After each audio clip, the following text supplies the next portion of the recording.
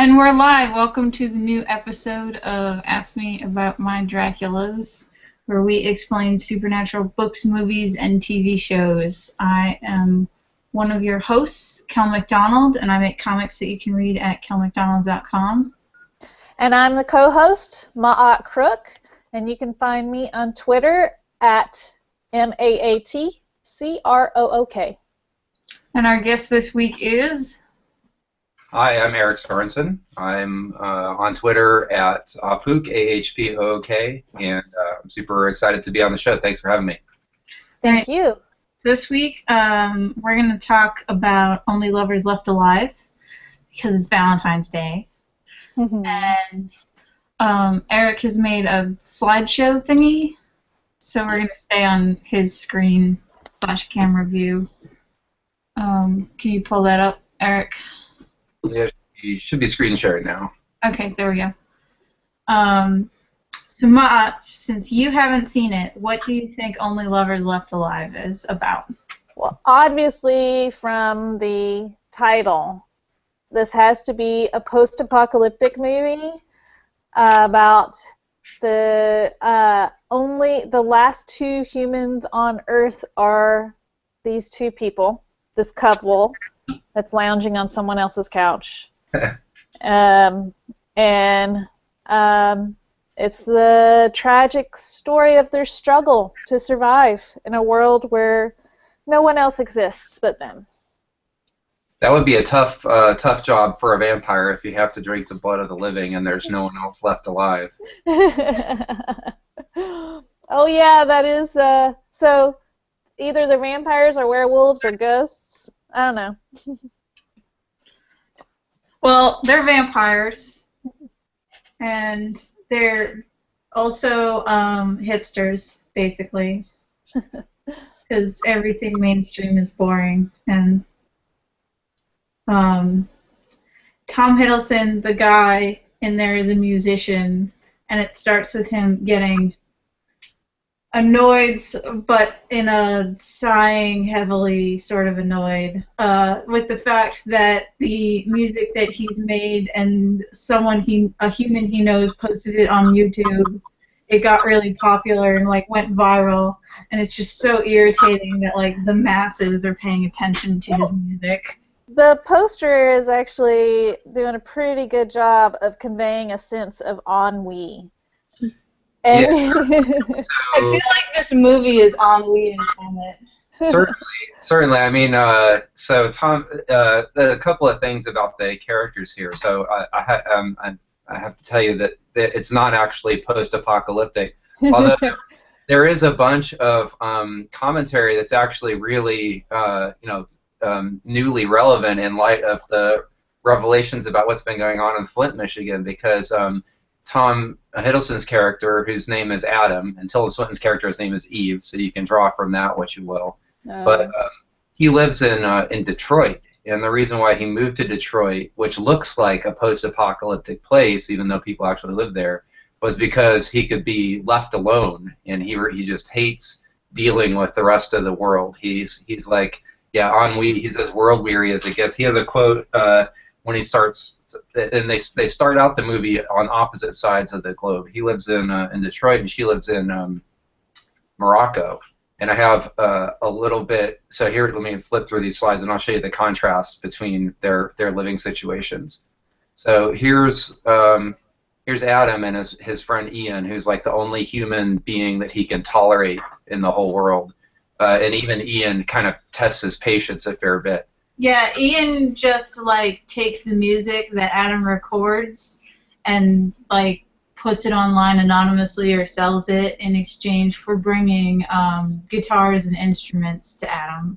Yeah. And this is Adam's house. He's got just all kinds of just stuff strewn everywhere. Just you'll see a $1 million Stradivarius violin just casually tossed into the corner of the place. But he's trying to his task at the opening for Ian is he doesn't want necessarily any more guitars, but he wants Ian to get somebody to make him a single bullet made out of the hardest wood possible. And there's not really that much explanation behind why he would do that, but it's not too hard to think that he's thinking He's about. himself, basically. Yeah, he's suicidal. Yeah, and as a vampire, you got to put some wood through your heart, and so he needs a wooden bullet. So that's his situation at the beginning, and then here's Tilda Swinton's situation at the beginning. She's like the opposite of him in almost every way. That's why she's kind of Eve to his Adam. Her situation in Morocco is pretty cozy. She's just lives for her books. Her friend Christopher Marlowe, the Christopher Marlowe, who's played by John Hurt, is kind of her confidant and her friend that lives in Morocco. We find out that like her buddy Christopher Marlowe also he secretly wrote all of Shakespeare's plays. Yeah. There's all these sort of because they're ancient. They've lived they're vampires. They've lived off of the blood of humans for hundreds and hundreds of years, but they've done so. They kind of got into this situation that's pretty stable. It's pretty they can kind of get by without necessarily having to feed on and drink, as they call it, living humans. They just get blood supplies from various medical organizations and use that to stay alive. It's also sort of like a thing that they don't really get into. That's like they talk about there's no clean blood, which is to imply like they can't drink from someone that's on drugs or has like a blood disease or. Tyler did that comic called Bad Blood. That was the. They never really go into like what that means specifically, but it's. Adam goes to a blood bank to get like blood that is supposedly safe for transfusion, is what he can drink. Mm-hmm. Yeah, and they have a similar setup in Morocco there, where they can get some medical grade blood, and the blood is like their drug. I mean, that's kind of what it's like. There's a very direct implication in the cinematography that that when they drink they get high as hell, and is she high right there? Yeah, she had just I think in this screen you can maybe see they have these beautiful tiny little crystal glasses that they drink out, ceremonial glasses, like a little shot. Okay. And they just it just knocks them on their ass. So they start out apart, but at the beginning, but he kind of calls her and asks her to come and be with him in Detroit, because, as he said, he's full of he's world weary, and he's in although they stay in contact with one another, you get the impression that they haven't seen each other in maybe I don't know, 50 years or something like that. It's been a really long time since they were last together. So it seems like she hurries over because it's like she picks up that he's really depressed and maybe about to kill himself, so she wants to stop him. One cool little symbolism. So one of the neat things about this movie, it was directed by Jim Jarmusch. He does lots of he also did the soundtrack to it with his band Squirrel, and the music is fantastic. But one of the things about the cinematography, if you flip back and forth between the color palette of the stuff that's in Adam's world and the stuff that's in Eve's world, it's diametrically opposed from one another. He's very dark colors, cool blues and greens, and her main color is yellow, like her hair, and she's just got she's a little more plugged into. She's got more warmth to her whole situation. Yeah. I feel like the whole movie can be summed up as Adam is everything's terrible and boring, and she's like, you're silly and full of nonsense, and that's basically the movie in a nutshell, like a one-sentence summary. And I feel like this movie would be really great to watch while high, because of the way it shoots them being strung out on blood. Yeah, they definitely and they have a definite kind of they're just going along to get along sort of thing. They've kind of gotten into this stable kind of maintenance situation with their blood drinking, but there's a couple of implications that all is not well, and this is sort of where the central conflict of the movie comes in. And as so Eve's going over to visit Adam, and the only thing she takes with her, like she just starts packing up her bags and stuff, but the only thing she really takes is like a couple of hundred books that are kind of like her traveling books that she needs there in order to get by.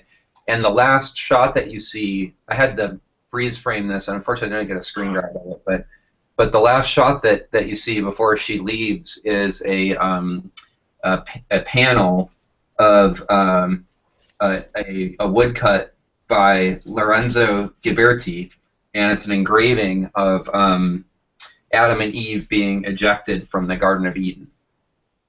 And so yeah, so some symbolism there. And then as she's leaving, Marlowe tells Eve that he had a dream about her younger sister Ava, and that's where things kind of go haywire.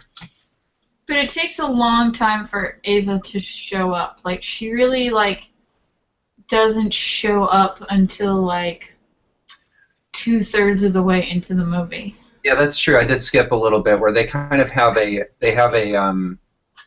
so she lands in Detroit, and they have kind of a cozy, almost like they just settle into this kind of domesticity about their life, and she's definitely trying to bring him back from the brink of suicide, and she discovers his gun and his kind of plan to shoot himself, I guess, in the chest with his wooden bullet, and she gets a little angry at him for doing that. He says they call the regular humans zombies in a kind of an interesting twist. So they're vampires, but actual humans to them are zombies because they just kind of go around in the world not really understanding what's happening in the world. And but like also in like the background while Adam and Eve are having their whole romance thing, it's like humans start to sort of hang out outside of Adam's house, and just like gather there for some weird reason. Yeah, well, it becomes clear that like someone figured, because his music's so good, like a lot of like music obsessed people who are like trying to solve the mystery of who made this music, and so it's clear that Adam's friend leaked info about where Adam lives. Yeah, he's probably posting on the subreddit or something. That's so like Adam, who is all like, I just want the music, man, no fame on me or whatever, and I can't get popular because that's too mainstream. Like, suddenly he has like fans stalking him, and if you're a vampire who's trying to stay away from everything, that's no good. Yeah. It's especially weird because since he's in Detroit, there's a lot of like blocks of houses that are abandoned, so he's like the only one that lives on that block. And so the fact that some, like, as he calls them, rocker kids show up outside his house and start like they like what do they call it? They ghost on his doorbell. They'll like ring his doorbell and see if he's in the house, or he's clearly his like idyllic solitude is getting interrupted, and things get worse because as he starts having dreams about Ava too, Eve's sister, and then one afternoon she just shows up randomly on the doorstep and introduces kind of the next set of conflict. Before Eve even shows up? No, Eve's been there for a while. They've been hanging out, and then Ava just kind of like knocks on the door, sort of unannounced. She tracked it down somehow through like vampire radar. Or maybe she reads Reddit. Also reads the subreddit. Yeah. So this is them. They do convince he's not, because you can tell Adam's not super happy to be out at the nightclub. But they do convince him to go out and have a good time. Eve goes along with it. This is Ava in the sundress and the white gloves there, and then there's poor Ian, just totally befuddled. He's trying to hang out with these people that are like obviously like 5,000 times cooler than he'll ever be, and he just doesn't know what to do. He's also trying to like hit on Ava. Yeah. And he There's knows that she's a vampire, right? No, he no. He doesn't doesn't know really. that they're vampires. He just thinks Adam's this weird recluse musician dude. He definitely gets the clue that something's a little bit weird about him. There are two interesting things that happen when they go out to the nightclub. The first one is that Adam sees Ian exchanging like money for unlabeled 12 inches. So he definitely gets a clue that Ian's been selling him out. And also, they're passing around a flask of blood, and Ian's like, "Yo, can I get in on that?" And Adam moves like inhumanly fast to snatch it out of his hand. And, like, I think we should probably go. Is there a reason why all the vampires are wearing gloves? I think it is because their touch, like, there's something about coming into contact with human things that seems to cause, like other people, that seems to cause them some discomfort. That's a new. Yeah, they didn't really explain it. They just all wear gloves. Yeah, really awesome, like hand. But they don't when they're at home. It's only when they're out in public. So I think it's like maybe if they touched a regular human, that the human would, feel something weird going on. I'm not sure, but yeah, it definitely seems like That their hands are really cold. Yeah. So this night kind of like causes a bunch of conflict too, because they all go back to Adam's house, and Ava and Ian start to get it on, but then when they wake up in the morning, Eva's ripped his throat out and drank all his blood. So they kick her out because that's just attracting too much attention. It's funny because then they sort of like get down to work. Adam and Eve, they have this kind of like almost a practiced routine for how to get rid of a body. They roll him up in a carpet, stuff him in the trunk, take him out to this like industrial warehouse, and drop him in a vat of acid, so that his body gets burned off. But it kind of like blows the cover, so they have to get to Tangier. His cover's blown.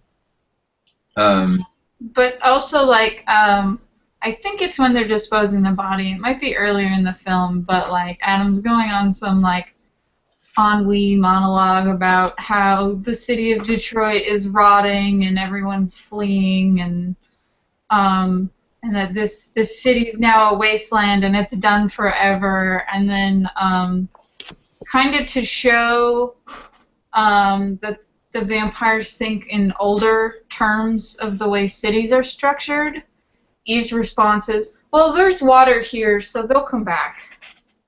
Yeah. There's a lot of really there's a lot of really neat things in the movie that are not blessedly, I think, because I think a lot of times, the people will directors will feel like they have to explain every single thing that happens, and in this case, they kind of just do things sort of sideways or obliquely.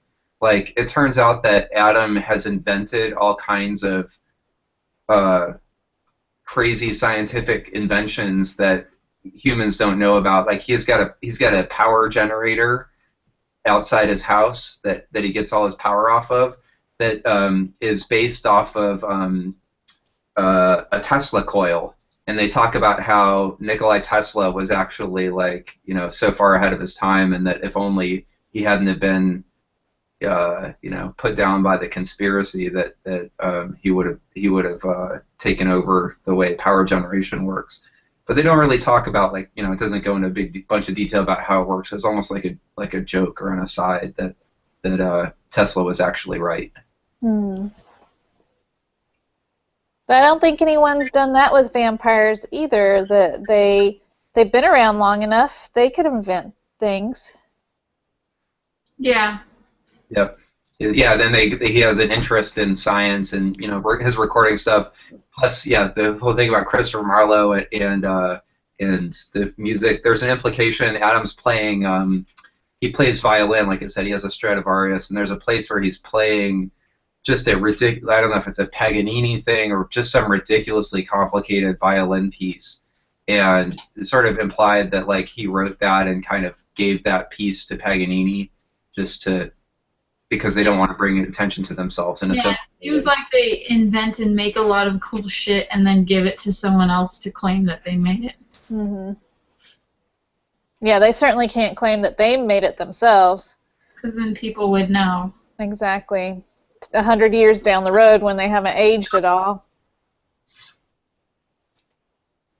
Yeah, you kind of get this. Yeah, they're kind of. It's not clear when exactly they were born or created or whatever, but they have. In fact, Adam has a whole wall in his house that's pictures of people, and you kind of get the implication because he shows, there's a picture of Marlowe on there, and it's kind of like they're all people that he's known or come into contact with throughout the course of his life. Maybe they were other vampires, or maybe they were just sort of, he kind of has a fondness for some of the humans. Like he doesn't think that they're all completely zombies. Like Ian. Yeah, and then the pictures go back into, there's modern photographs all the way back to like, not quite cave paintings, but some very old like oil portraits of people that he hung out with a long time ago. Hmm. I feel like cave paintings would be hard to take with you. I think a picture of a cave painting. Okay, so what? So Ava gets kicked out after killing Ian. They destroy his body in a vat of acid that they happen to keep laying around somewhere. It was out in an industrial warehouse, out on the outskirts of Detroit. Yeah. And then they are going to go to Tangiers. Yeah, they got to flee. They have to get out, so again, in kind of that color contrast, and you can see right here, it's just such a great like yin yang thing of the two halves of the light and dark for them. But this is them back in Tangier, and things kind of get ugly for them when they go back there. It's not quite as easy as they had hoped, because when they get back, Marlowe's in really bad shape. He got some of the bad shit, so they have like to. Bad blood. Yeah, he got bad blood, and it's killing him. Plus, their supply. It means their supply is like tainted, and they can't trust the blood that they were getting anymore. So they thought that they would be able to go back and like just kind of retreat into Morocco and have kind of a nice thing, but instead they're near they're like staggering around, like needing a fix really, really badly, and unable to get one through the means that they had set up. So it ends with them seeing a couple on a park bench and taking a risk to just eat random people. Yeah, and they kind of like look at each other, and I think at one point Eve goes, "It's so fucking 15th century to do this," but they go ahead and do it anyways and just slurp them down. And that's kind of the close. The close is them attacking this couple and drinking their blood, just through kind of reverting to their true natures. And also kind of committing suicide then, eventually. Yeah, they're taking a risk. They're definitely taking a risk. They're kind of just reverting to a more kind of together, I think, is the point. Like, so if one of them gets screwed over, they both get screwed over. So yeah, and that's the end of the movie. Yeah. Like, is it a very short movie? No, it's just really slow. Like I said, Ava doesn't really show up until like 2/3 of the way through the movie. And then she gets kicked out and she's gone. Yeah. So like the Ava scene is really like, the whole Ava conflict is really short, and a good chunk of the movie is mostly just the two of them talking about art and music and how Tom Hiddleston's character is sick of everything. And yeah, there's a ton of music too. This actually set me off on a kind of like a film. I don't know, like I went back and looked back through all of the kind of film nerd terms, and I came across this really awesome one. Have y'all heard of diegetic versus non-diegetic music? No.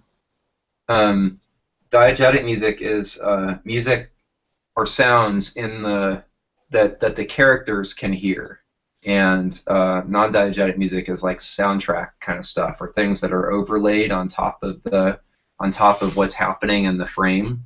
Oh, okay. And this movie is really interesting because a ton of the music and the sounds in it are either they have a visible source inside of inside the movie itself, or they show, because he's a musician, they show him kind of creating the music, and then he'll make a song, and then it shows the process of him making a bunch of, playing the drums, playing guitar, laying things together, and then the finished song continues over the next scene. And it's just a really neat kind of tie-in to the, between what's going on inside the music and what you hear as coming through the soundtrack.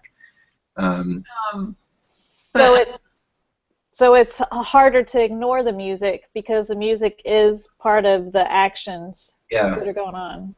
It's kind of, and there's the bit in the nightclub is actually filmed very much like a music video. Like you hear the whole. It's not like, a lot of times in a movie where they show a performance, they'll just have little snippets of the people on stage, and the real, it's just there as kind of an establishing shot to show that whatever's going on happens in a nightclub. Mm-hmm.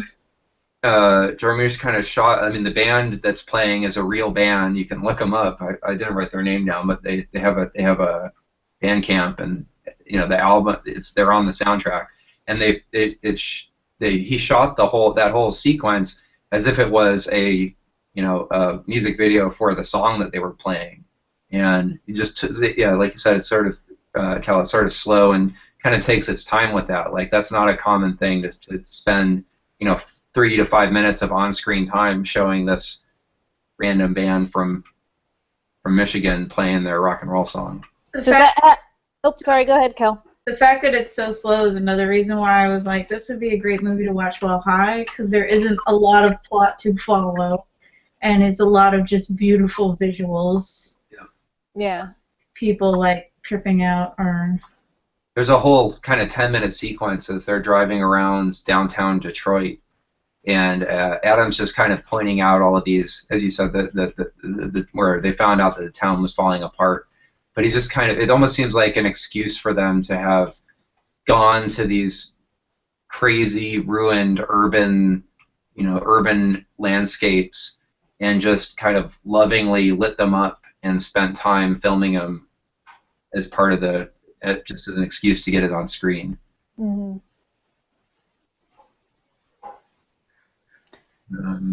So it doesn't feel like they're exploiting. It feels more like they find some kind of beauty in the urban area. Yeah, absolutely. I mean, it's like it definitely suits Adam's personality to be there in this area. Again, he gets left alone, but his house kind of looks like those. I mean, he lives in this ancient kind of Victorian era, rundown, ramshackle kind of place, and it's kind of a microcosm of the city that he lives in. And it's also a lot of places that they visit, like, no one lives there. Mm-hmm. There's a gorgeous shot inside of a theater that was like a Art Deco era movie theater in Detroit that they turned into a car park or a parking lot. Nothing better to do with the space. Wow. You were saying with the music, it kind of had a feeling of at the opening scenes, felt like it was a music video. Did it have the feeling of the opening scene of The Hunger in that way?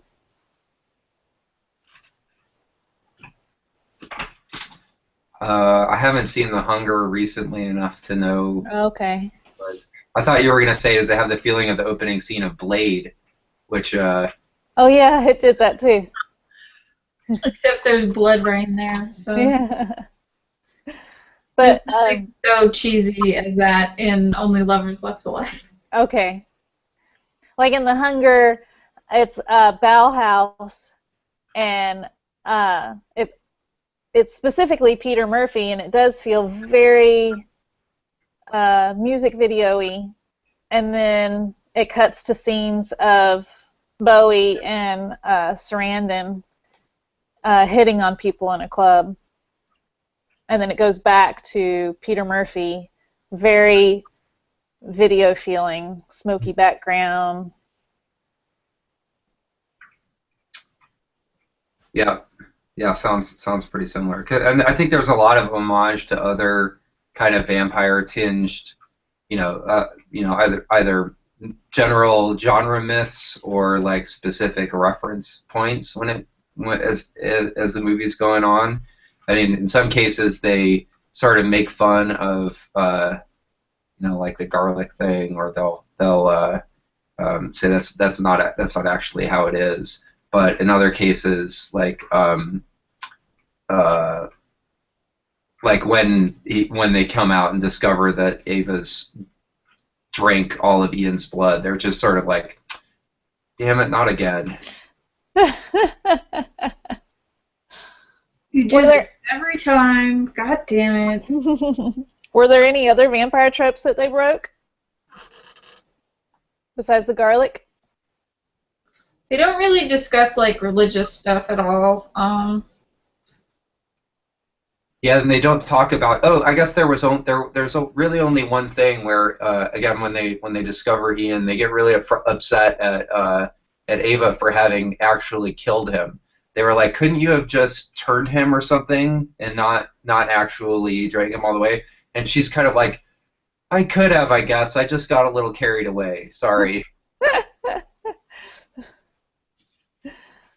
Do they walk out in sunlight?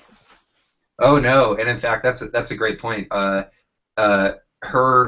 Eve's journey, but both their plane, her plane flight from Morocco over to visit him in Detroit, as well as the trip on the way back, are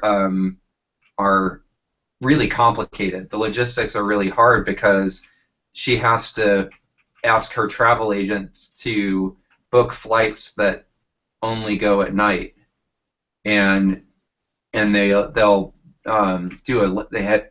she's like, oh, we'll take a layover if it's in Paris, and on the way back they have to kind of route their flights to avoid cities, and they don't really explain why, but there are some cities that they just won't go to, but they have to plot out their journey so that it only goes at night. Wow. I would imagine since she is taken, she is going from one continent to another, the whole body, water running beneath her isn't an issue. No, didn't really seem to have. I mean, they got on a plane and Yeah. gotta get there somehow. Yeah. I thought that was just. I thought that was traditionally for rivers and not so much like. It's running water, so Yeah. it might not apply to oceans. And then the wood through the heart is a thing in here. Yep. Yeah. He was very specific about it too, and again, this is another sort of symbol of their scientific. They both have like these incredible, encyclopedic sort of knowledge of, biology and taxon. He lays out the specification for what kinds of wood would be acceptable to make the bullet out of by using their scientific, Linnaean Latin names. And poor Ian is like scribbling frantically in his notebook to write this down. He just didn't understand that at all. But, as soon as Eve sees the bullet, she knew exactly what wood it was made out of. And there's a bit where she finds some hallucinogenic mushrooms randomly growing outside of his house. It's like, oh, these are Amanita muscaria, and they kind of talk about how strange it is that they're appearing at this time. And again, she says, this is, fungus, or we don't even really, even vampires don't really understand how funguses work, how fungi work. Huh. Lots of cool little just comments that just make you think about what if you had an entire millennia to spend reading books and learning about stuff, and you weren't pressed for money. They never see, Ian has tons of money, or I'm sorry, Adam has tons of money to give to Ian. He pays for all his guitars in cash. Presumably they just invest, and have a very long view of what it means to get a payback on your investment. But if you had a millennia to live, what would you spend your time learning about? What would you spend your time thinking about? Yeah. Yeah, that was a really interesting thought, that he's been around long enough that you would totally invent things. I just never thought about that. Anything? What was the most romantic part in the movie, or is none of it romantic because most vampire movies really aren't? Um, I feel like maybe the opening scene, because it does a nice little shot of both of them lying on their bed, like thinking of each other while kind of out of it from blood. So there's yeah, that's totally, yeah, and you kind of feel this connection even though they're half a world apart. They both drink at the way it's shot. They both drink at the same time, and it just cuts back and forth between the high sort of hitting both of them more or less simultaneously as they fall back onto their respective beds. I think too. I mean, I don't know. As far as the romantic part of it goes, I loved when they when that there's sort of like a little moment of peace when she first comes to Detroit to visit him, when they just kind of, again, like, they fall into this sort of domesticity, just people that have been around each other for so long and are so comfortable with one another, they can have pick up the thread of a conversation that they may have started 100 or 200 years ago, and just keep talking about something that's either important or something trivial. But I really like that yeah, so the romance in it was less like big gestures that people usually consider romance, and more just like them lounging about together. Mm-hmm. That's interesting too, that they don't depend, like they're not dependent on each other, but they still have a relationship. Yeah. And they can be far, far apart, but still, and do their own things, but then still be able to come together and fall into just So it seems conversations and. They very often go their separate ways, but when they need each other, they're there for each other. So. Mm-hmm. Yeah. And they also have that's really cool. They have a great kind of relationship with their, again, they call each other on FaceTime and do a video chat. But hers is, she just has a silver iPhone, and on his end he's rigged up this elaborate system with using his crazy inventor tinker kind of skills. He's rigged up this system with his old bulb television and a Betamax camera, and his side's really complicated, but it's cool.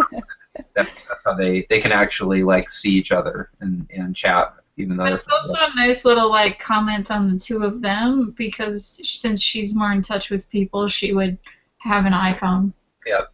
And whereas since he is not, he would be like, so I need to make a thing that these will all work on, so I'll just use the shit I have lying around the house. Yeah. Awesome. So Eric, I know you've watched it more than once. Yeah. Kel, is it worth watching a second time for you? Maybe if I'm in the right mood for it. Like, it's not a thing that I would pop on in, like, and watch over and over again. Hmm. Because I usually work while watching TV. And a lot of it is dependent on visuals. So, It's So definitely a you, very visual movie, and I think it rewards like kind of again when I when we talked about doing the show, I went and rented it, and I hadn't seen it since it was in the theater, and I just really enjoyed. Once I knew what the plot was going to be, I really enjoyed going back over it really slowly and just kind of really drinking in some of the details, the weird little quirky humor bits, and the just the vibe and the ambiance that Jarmusch creates through the use of color and audio. what else has this director done? Or Uh, whoever was the filmmaker? oh, um, Ghost Dog was my kind of intro to him. Did you ever see that with Forrest Whitaker? No, what's it called again? It's called Ghost Dog: Way of the Samurai, I and never even heard of that. it's amazing. Forrest Whitaker is like a hitman who follows the Bushido, the ancient code of the samurai, even though he basically is a mob enforcer. Um, I think he kind of got famous through some early kind of like he was kind of an early indie filmmaker. Stranger Than Paradise and Permanent Vacation were really early movies. But for me, Ghost Dog was the thing that got me really into his work. He did that bizarre movie with Johnny Depp, Dead Man. Oh, that was really good. Um, Or but I yeah, enjoyed it anyway. yeah, it was good. It's all they're all kind of like yeah, kind of quirky, a little bit uh, Slow to develop. low to develop and more character driven than kind of like a Quentin Tarantino esque Oh, bang bang kind of thing. action after action after action. Yep. Well, awesome. I can't think of anything else to ask. yeah, there's really not much more to say other than it's a super pretty movie. Yeah. Do we want to end here? Yeah, we've gone for a little bit close. We've got a little under an hour, so this is a good place to end. Okay. Thanks everyone for watching. Thank you, Eric, for being here. Sure, thanks for having me on. Yeah. Have a good Valentine's Day. Go watch some Lovers Left Alive. And tune in next time. Later. Bye.